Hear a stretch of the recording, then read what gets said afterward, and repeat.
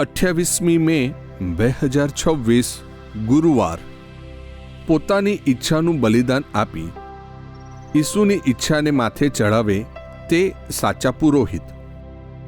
પ્રભુ ઈસુ ત્રણ વાર પોતાની ઈચ્છા રજૂ કર્યા બાદ ઈશ્વર ઈચ્છાને માથે ચડાવી ઉત્તમ પુરોહિત બની રહે છે.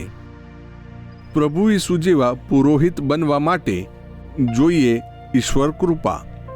પ્રાર્થના કરીએ કે પ્રભુ આપણા પુરોહિતોને આ કૃપા આપે અને માતા મરિયમ પોતાના પુરોહિત પુત્ર માટે ખાસ યાચના કરે.